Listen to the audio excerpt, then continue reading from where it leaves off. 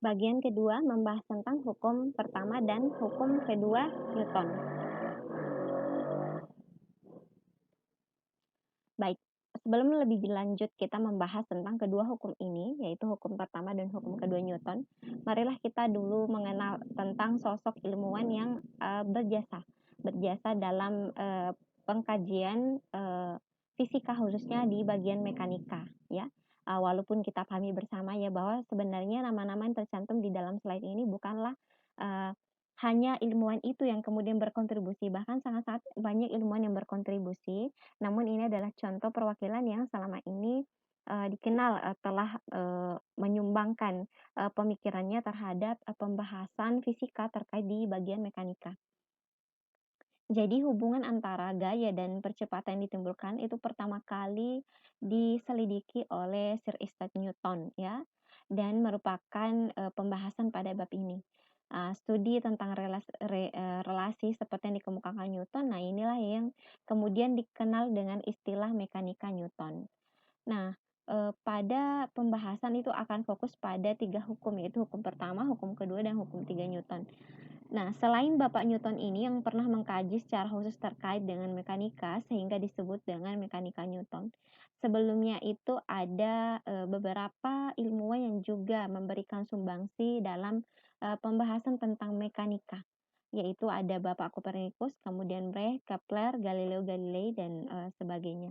Nah, mereka inilah yang kemudian merupakan ilmuwan-ilmuwan yang dikenal telah memberikan sumbangsi pemikiran khususnya dalam pengkajian tentang mekanika.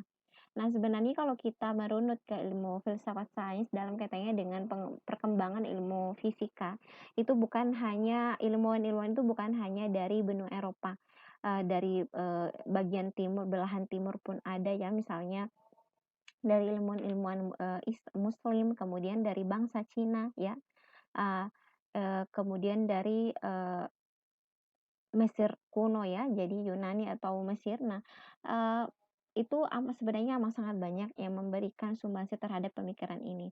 Namun, semoga Anandaku sekalian tidak mempermasalahkan, namun yang beberapa tercatat dalam sejarah, nah ini dia nama-nama ilmuwannya. Dan itu tadi, sebenarnya bukan hanya ilmuwan ini, tapi ada juga ilmuwan-ilmuwan yang lainnya. Nah, sekarang kita ingin membahas apakah mekanika Newton ini berlaku pada semua situasi? Nah, kalau Anandaku ada yang mendalami lebih detail tentang ilmu fisika, itu Anandaku sekalian akan menemukan beberapa istilah. Nah, salah satu di antaranya adalah pembahasan tentang fisika klasik, kemudian ada fisika modern, kemudian ada fisika kuantum, ya. Nah, jadi di bagian ternyata untuk mekanika Newton ini berlakunya hanya pada fisika klasik, di mana di fisika klasik itu ada berbagai banyak teori yang mengindikasikan bahwa pokok bahasan yang dibahas di dalamnya itu masih memungkinkan untuk diamati secara teratur oleh manusia. Misalnya pergerakan kendaraan di suatu jalan ya, kemudian ada pembahasan-pembahasan dasar terkait fisika.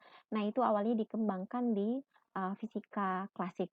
Nah, berdasarkan perjalanan perkembangan ilmu fisika di tengah perjalanannya, kemudian banyak muncul fenomena-fenomena alam yang kemudian membuat para ilmuwan merasa bahwa fisika yang dulunya dibuat berbagai teori itu semakin tidak bisa menjawab dengan fenomena yang ada. Maka lahirlah cabang kajian fisika yang baru, yaitu fisika modern. Nah, jadi di bagian bidang kajian fisika modern ini, mekanika tadi teori tentang teori mekanika Newton tadi itu sudah tidak berlaku.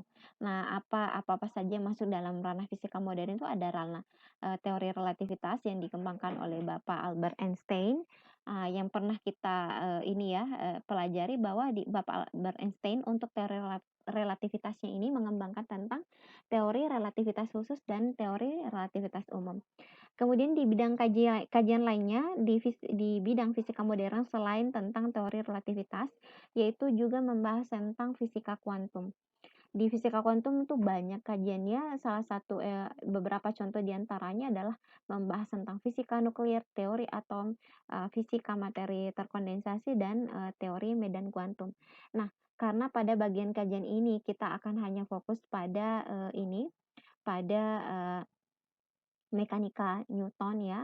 Jadi kita bahas mekanika Newton, ini untuk bagian ini hanya penambah penjelasan saja. Ya, tapi untuk lebih masuk ke dalam ilmu yang, penjelasan yang lebih detail nanti akan ada sesinya sendiri untuk mata kuliah yang lain yang memang mengkaji tentang, fisika modern. Oke, baik. Sebelum lebih lanjut, kita masuk dulu tentang gerak benda dan hukum Newton. Kaitannya antara gerak benda dengan hukum Newton. Nah, di dalam gambar ini anandaku sekalian melihat ada sebuah kotak yang terbuat dari kayu itu hendak didorong oleh seseorang dengan memberikan gaya sebesar F ya. Jadi karena tadi Ibu sudah mengatakan bahkan di gambar awal Ibu tuh ada seorang anak yang mendorong, mobil-mobilan adiknya sehingga mobil-mobilan ini bisa bergerak. Nah, ini jelas, terlihat bahwa di dalam contoh yang diberikan itu memang sudah mempertimbangkan besaran atau hal apa saja yang dapat menyebabkan benda bergerak. Nah, biasanya ketika kita ingin membuat benda menjadi bergerak, kita akan cenderung memberikan dua kemungkinan, apakah itu dorongan ataupun dia berupa tarikan. Nah, dorongan atau tarikan di dalam ilmu fisika itulah yang kita kenal sebagai istilah gaya. Nah, jadi ketika kita berharap suatu benda ini mengalami pergerakan, maka kita akan memberikan gaya sejumlah F. Nah, ketika kemudian benda ini ternyata setelah kita memberikannya dan dia tetap berada dalam keadaan diam, berarti ini menandakan bahwa, gaya yang kita berikan itu tidak cukup mampu untuk mengubah, kondisi kesetimbangannya, ya. Dengan kata lain sigma F-nya itu sama dengan nol. Nah, ini yang kemudian merupakan contoh penerapan hukum satu Newton. Nah, kemungkinan yang kedua ketika kita memberikan gaya pada sebuah benda, ketika kita berharap benda tersebut bergerak, maka kemungkinan yang kedua adalah benda kemungkinan akan bergerak. Nah, ketika benda ini bisa bergerak, maka akan berlaku yang namanya hukum 2 Newton, di mana, eee, percepatan yang terjadi pada sebuah benda itu berbanding lurus dengan gaya dan berbanding terbalik dengan masanya. Nanti kita akan bahas lebih lanjut. Adapun, kemungkinan yang ketiga ketika kita memberikan, gaya pada suatu benda, kemungkinan yang lain yang mungkin Ananda pernah rasakan sendiri ya, adalah biasanya, ketika benda yang kita dorong itu lebih besar dari kita, maka yang ada adalah kita yang terdorong ke belakang. Jadi dari contoh peristiwa ini menandakan bahwa ketika kita memberikan sejumlah gaya pada suatu benda, maka sebenarnya benda tersebut juga memberikan gaya balik kepada kita yang besarnya sama dengan gaya yang kita berikan, namun arahnya berlawanan. Inilah kemudian merupakan contoh dari hukum ketiga Newton.